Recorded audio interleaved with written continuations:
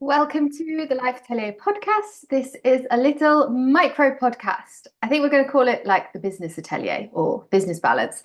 Anyway, I had this idea to start to share with you after our Monday episode something smaller in terms of how we apply it to our businesses.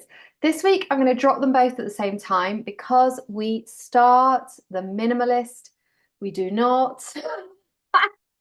We start the 3 Day Week Society this Friday, but I will be sharing with you the Minimalist Business Framework, which is kind of the course part of the society. So there's three pillars to the society. The first is this framework that I'm going to show you at the same time right now.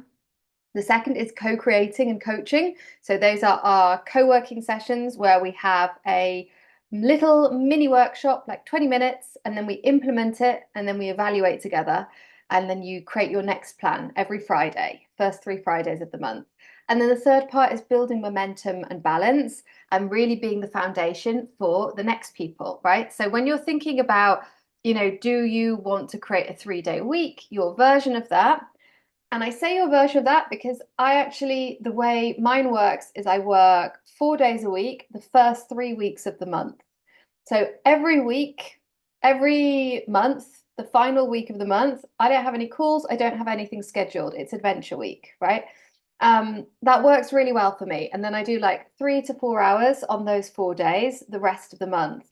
And right now, it feels really good to do them quite early in the morning. And then I finish at like 10 or 11. And then I go to yoga or I've just started like dance classes. I walk my dog and that's what feels good right now. Okay. So this is not something that you're going to do and it's set in stone. The point of the 3 Day Week Society is that you can adapt, you can respond to what's happening in the world, the changing seasons, your changing interests, because as you create, this will become your new normal, right? And then you're going to start to take different decisions because you will be creating results and then you will be embodying and settling into the person who creates those results. So the goals that you are going to set for yourself and for your business, the vision that you're going to have in a couple of weeks, even in a couple of days, right? After you've signed up and you've started to hear some of the concepts and to really visualize them and started to utilize them, you're going to be in a different place, right? So it's like, you can plan what you're going to do when you go to a different country. But until you get there, you don't really know how hungry you're going to be. You don't know how you're going to feel in your body based on the noise, based on the temperature, based on what you see around you. You might arrive there and be like, see ya, like throw the travel guide away. I'm just going to explore for the day. Or you might realize, like, oh, I really like my plan. I'm going to double down on this. Okay. So we want to just keep that possibility open. So for you, the visual, here is an overview, right? This is the framework. So this is the first part where essentially you're learning these 9 tools and they make up what I would call embodying ambitious joie de vivre. And this is the heart of the life balance model as well, right? We're just applying these tools to business. It really does get to be simple. It really does get to be easy. Now, when people think about starting to work less, very often they feel like, okay, this must be so complex and so difficult. And the way that I would compare it is to how people talk about fitness or wellness, right? If you go online or you go into a bookshop, you might, or even you go to the gym, right? And you say like, okay, I want to like feel good in my body and I want to feel strong and flexible. Very often, the first thing that will come up is like, okay, you need to look at your diet, you need to eat more protein, you need these protein shakes, you need to like get this perfect routine, exercise these different muscles. Like there are whole industries built around the concept that getting fit and feeling connected to your body and freedom in your body is hard. It's the same with time and work, right? All these courses, all these books, all these methods, all these systems. What people are doing is sharing what worked for them, right? They're sharing what worked for them. What you're going to do is you're going to work out what works for you.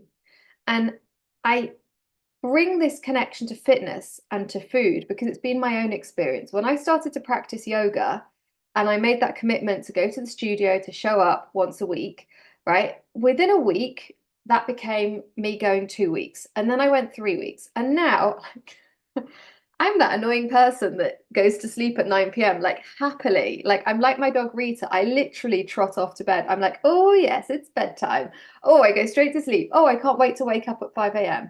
And what started to happen after going to the studio for a couple of months was I was making a joke about like having really weak arms and no muscles.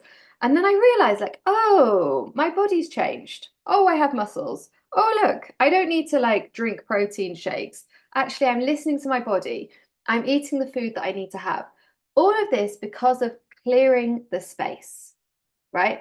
So right now, for many of you, your business, your minimalist business, what really works for you, the thing that the people you work with adore, the reason they're attracted to you is almost like it's like underneath lots of like just stuff, right? And it's all these strategies of you need to post on social media consistently 3 times a day, and you need to post every day or the algorithm won't know you, and you need to have a perfect video and talk to the camera properly, and you need to have all of these things and voice training. No, you don't, right? All of that is just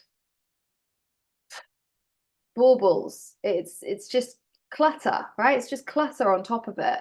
What you're going to do is start removing that so that it gets to be just you, your experiences, combined with what you want to share and how you want to help and support people, speaking directly to them.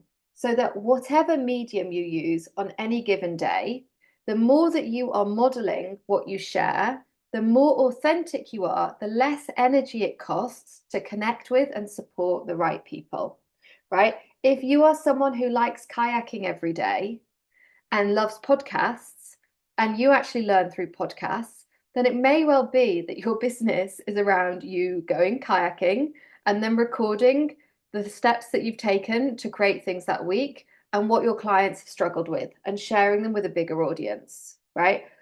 There is just, I promise you, the more you remove the clutter, the easier it gets, the less energy pretending to be something you're not, or trying to run a marathon wearing somebody else's shoe size. We want to build your own custom-made shoes that will help you run this marathon or trail run or hike or whatever it is you like to do. So it is ambitious joie de vivre at the center of this, because to build a 3-day week and maintain it and protect it, you need to be ambitious and you need to really tap into your joy. Joy is the antidote to fear. Joy is how we transform limited lack of hope, right? Thinking we know how things will turn out, thinking we know things will fail. We use joy to reopen possibility and start to solve problems, to reopen very, very strategic hope and strategic daydreaming. Okay, so that's why that's at the center. It's about ambition, and then it's about bringing that ambition to life using renewable, clean, joy-fueled energy, not hustly, dirty, fossil fuel, toxic. I need this to prove this, right? You are going to prioritize absolutely loving yourself and sharing that with people, okay, from a place of authenticity. The joy, the generosity, the excitement of sharing your tools. This is what it's about. So step one, pillar one, is creating space. The first thing we do is we unlock the power of your mind. Your mind is the most powerful thing that you have.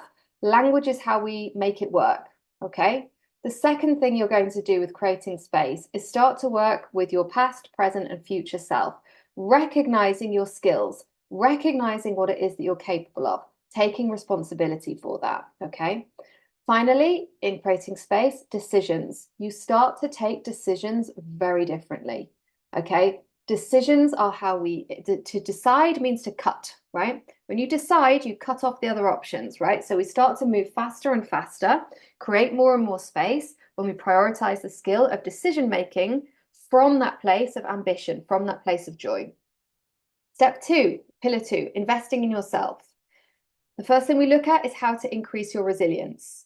One of the reasons that we work less is because we take bigger risks, right? We throw ourselves at, we intentionally fall, as you'll see in pillar three, and we create those circumstances for failure. We create those circumstances to be visible, to connect, to fall flat on our faces. Therefore, resilience is very important for that, okay? And the more we look after ourselves, the more we invest in ourselves, the more we have resilience. Rewilding, again, this is all about deconstructing. I call it rewilding because one of the books that impacted me the most was Wilding by Isabella Tree. And when I read that book, it completely changed how I saw the landscape. It completely changed how I saw what I considered to be beautiful, from something that was very much like Hobbit land to going to kind of elfland and the wilderness and the wildness and the power of that. So that's what we're going to do to how you're currently thinking about work and the world that you're living in. And then ritualize. Again, joy, automating things, investing in things, not just having habits, picking up those habits, shaking them out, and then intentionally creating rituals. Final pillar is taking action, right? This is all about activating belief.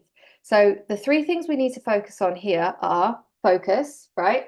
Are you focused on what will get you the result? Or are you doing something that is just routine or habit? Okay. Are you getting distracted? Are you judging yourself? Are you slowing yourself down by not practicing self-compassion, by not recognizing that you're a human and not recognizing that mistakes are how we learn, right?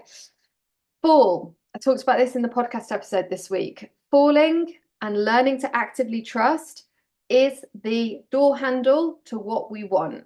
What we want, our 3-day week, and a 3-day week that we love, that we enjoy, that is infused with ambition, is infused with joy, is through the door of falling. Okay, it's like the handstand analogy. You will not do a handstand until you've done some falling. So we fall. And finally, owning this. We build momentum and balance. Balance.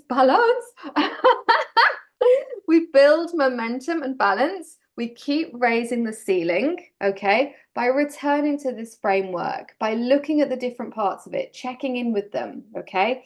So, beautiful humans, we start this Friday. If you're watching this afterwards, there will be a way for you to sign up.